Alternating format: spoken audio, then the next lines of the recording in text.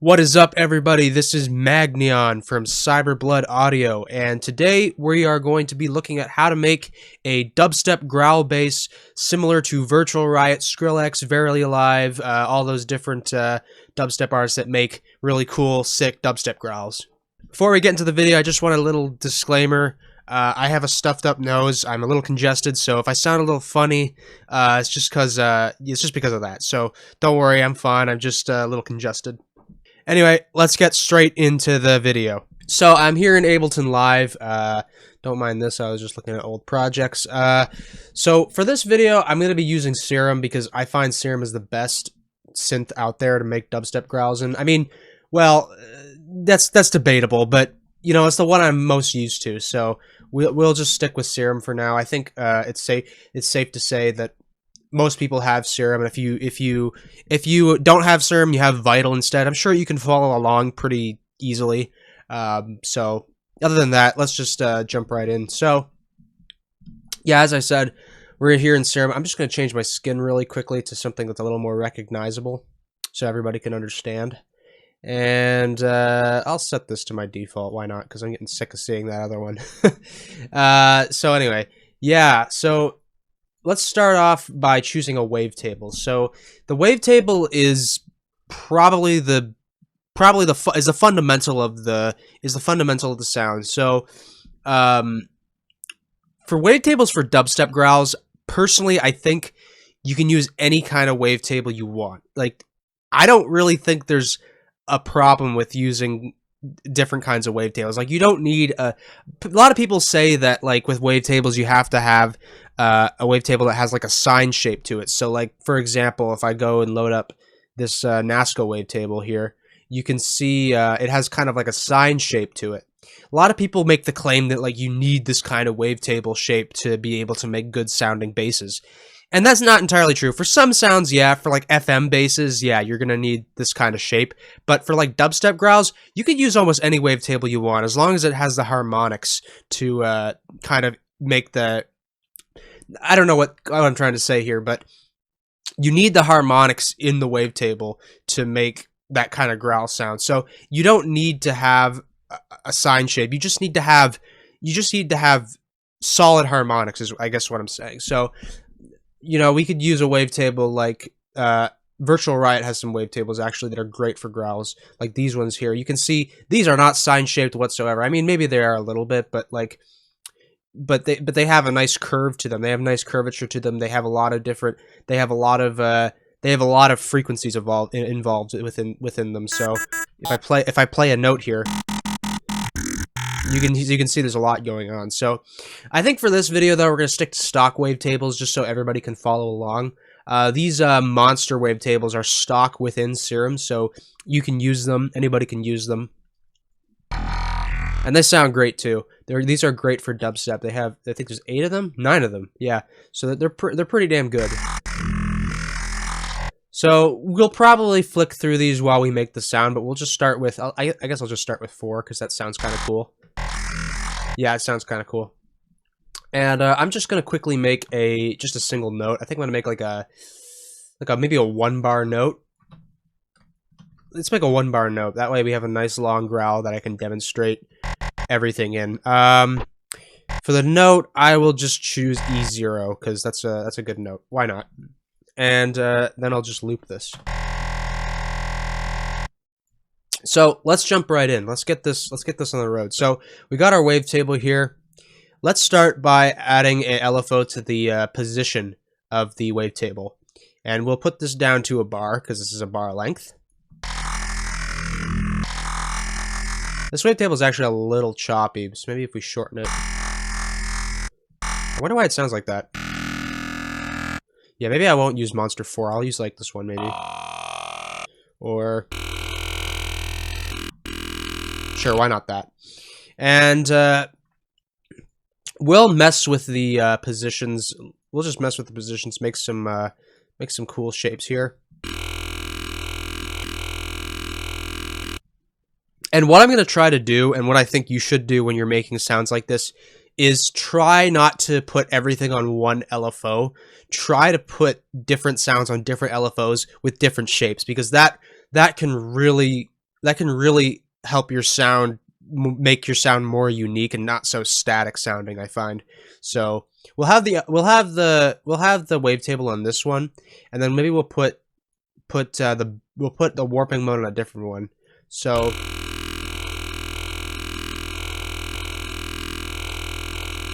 let's go into a warping mode. The most common ones you'll see for growls are the bend warping modes, but I also think that the asymmetry ones are really cool. And another one that I think is cool is the pulse width modulation. I don't really see many people using it, but I used it one time on a growl and it sounded really, really sick. So maybe we'll try that, see what it does. Put it to a bar.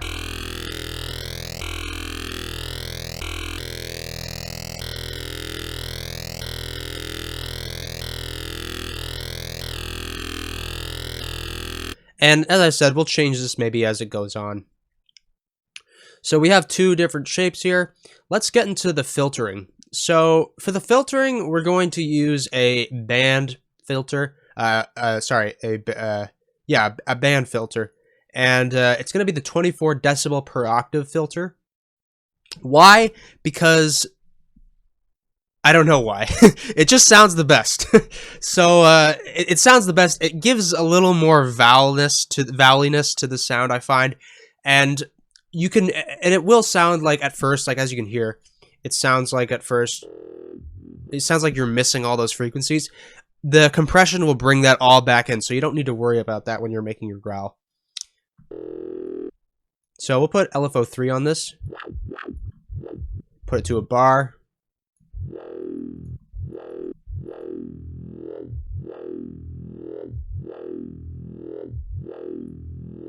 That sounds pretty cool. Now, I wish there was like a bend. Sorry, not a bend. I wish there was a bandpass 24 filter, but with a notch. It only goes up to 12, which kind of sucks. But I'd like to be able to have a notch along with this, because you can do that with the band notch 12. But as I said, it's more value. It's more valier if you put the band 24 on. So that's a pretty cool shape, I find. And you also probably notice we're not modulating the level. We're doing that because we want to. When we resample this, well, not when we resample it, but when we export it, we want it to look like a big sausage. So because you need that level to make it sound really crispy. So that's pretty cool.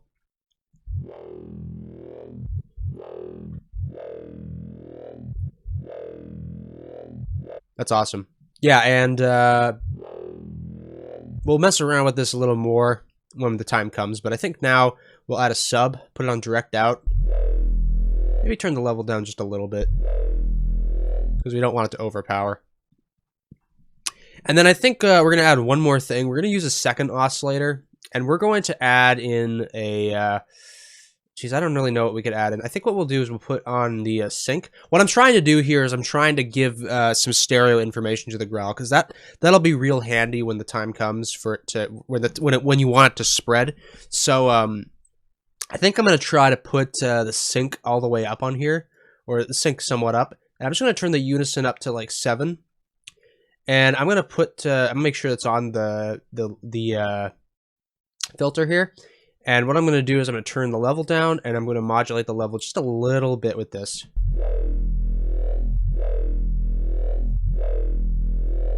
So it's not so much giving it tonality, it's more just giving it some stereo information. Maybe we'll put an octave up too.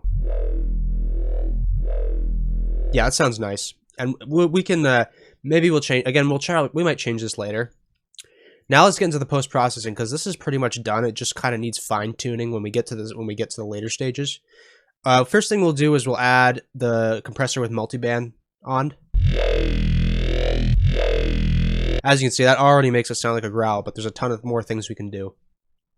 Now, one thing, this is where we get into a big part of making these kinds of growls. When you hear Skrillex growls or Virtual Riot growls, you'll always hear a kind of crunch in the top end, like a crunch that comes before the main parts of the sound, I guess. I'll give you an example. So this sound, for example, you hear that crunch at the end?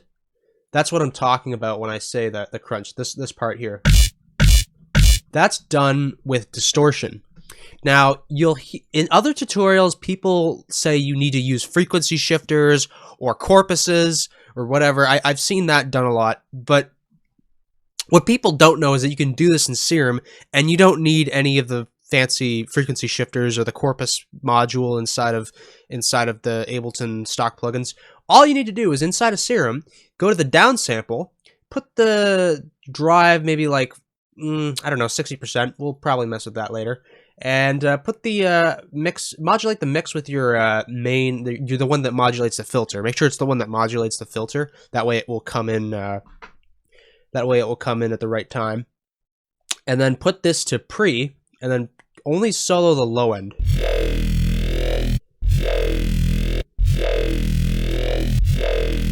Maybe if we reverse this, might sound cool too. No, I didn't do anything. I thought that was gonna work, but it didn't. Now, why did we do only the low end? Because we don't want it to be in all the time. Because if we turn it off, you can hear. It's not super noticeable. Not really the same thing, but the low end is the low end comes in less than the main parts, so it comes in at the right time. That's why we do the pre-filter. So again, let's just tweak this a little bit. Maybe the pulse width modulation might not work. Let's try the bend mode.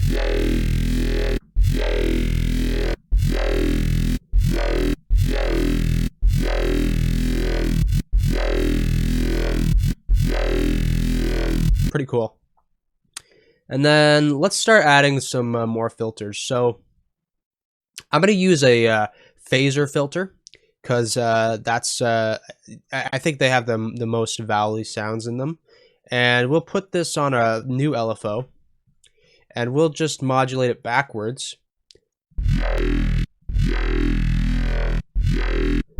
I think this will go before the distortion.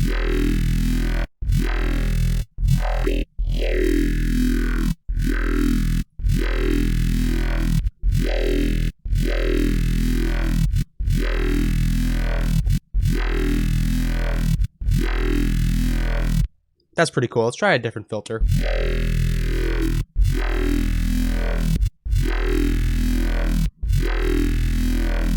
That sounds pretty awesome.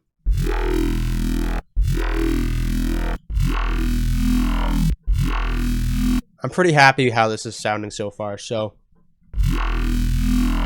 let's get on to the post-processing. Actually, one more thing we'll do is we'll add in another high-pass filter, just because I find that the vowel-iness is there, but it could use a little more, I think. So I'm gonna put the high-pass filter on.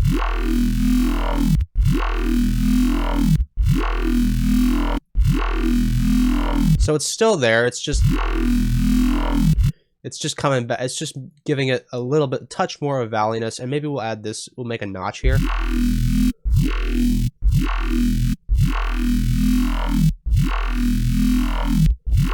It's not a true notch because it doesn't go down all the way. It only goes down to 24 decibels, but that's fine.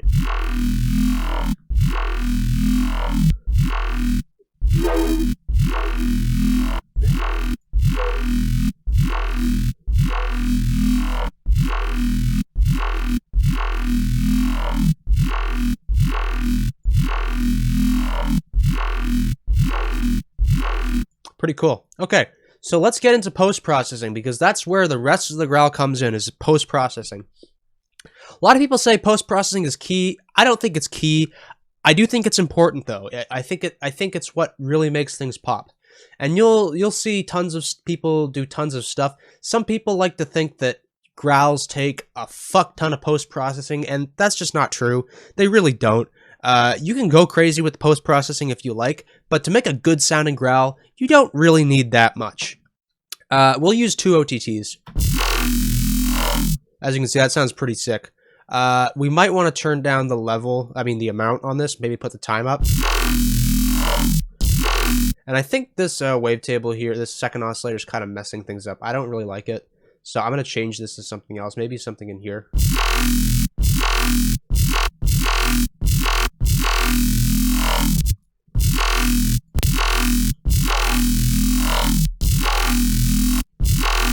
I think it's better with like an atonal wavetable, something similar to this, because that way it gives the stereo information, but it doesn't make it harmonic or anything.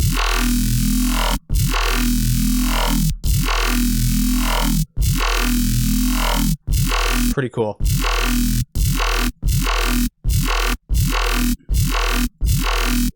And let's add in a saturator. Put it maybe to analog clip, just to make the sound even beefier. Now, what I am also going to do, okay, I know I said I'm going to stick to mostly stock stuff, but I think I'm going to do one thing that's not stock. You don't need to do this. This is just optional, but I'm going to use disperser on it to give it kind of like a zappy, not zappy, but kind of like a messy, kind of bouncy flavor. Nobody can explain what disperser does. Everybody just knows it makes things sound cool. That sounds cool. And I want to try a vocoder on this too.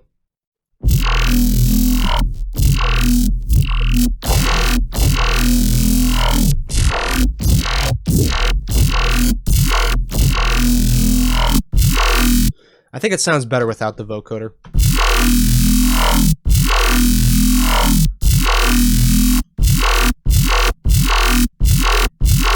I think what we'll do is we'll modulate the sync to this.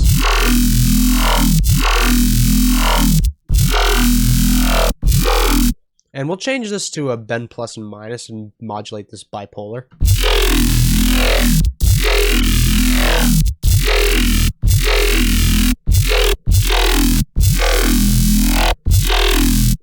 Now, as you can see, the more that you mess with the modulations you've already made, the cooler it can sound. So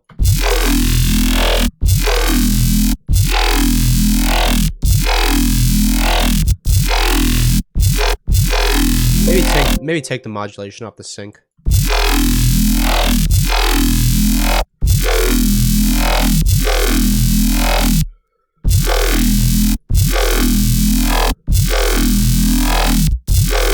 Now, this is getting a little bit annoying.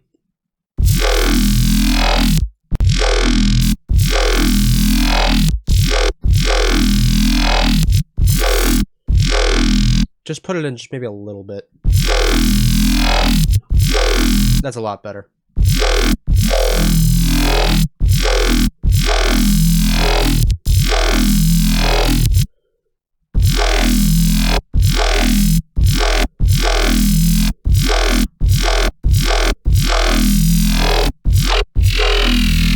Oh, that's cool. I like that a lot.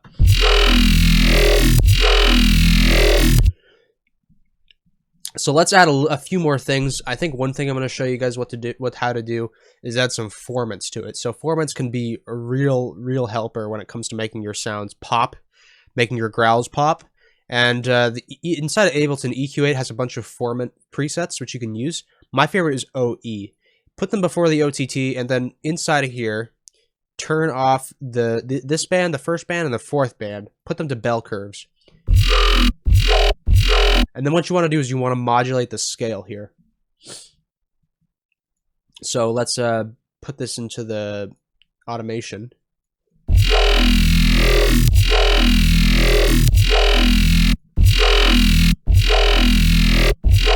That sounds pretty sick. And you can move these around if you want. Let's try moving these around. I actually have never done that.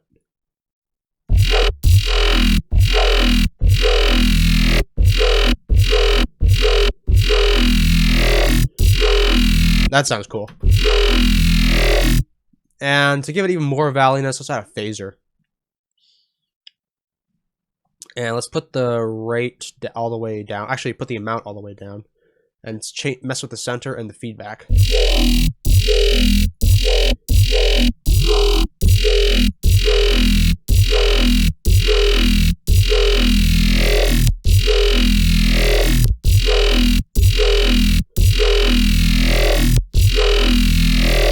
That sounds pretty dope, if you ask me. So this is the point where I would, I'd mess with the pitch. because that's what a growl needs at the end of the day. I like to do the pitch last, just to make it, just because once I know I have a solid sound, I can mess with the pitch and make samples of it and resample it and tons of stuff, and I can put it into shit. So we'll put the bend, bend for the pitch for the for the synth up to 12 semitones up and down, and we'll just mess with this and we'll automate it.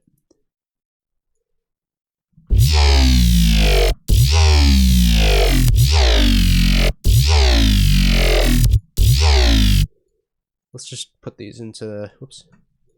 Let's put these into automation lanes so we can see what's going on. Oh crap. Messed it up again. There we go. Okay.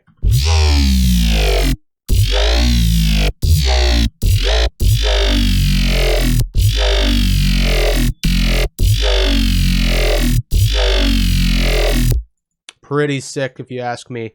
Let's add in a V-clip. This is my favorite clipping plugin.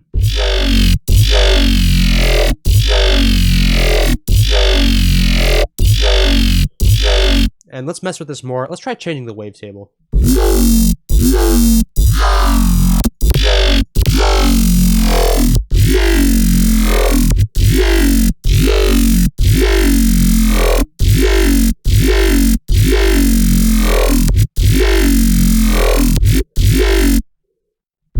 It's pretty sick if you ask me. Let's add some more variation to the bend. Not to the bend, to the filter.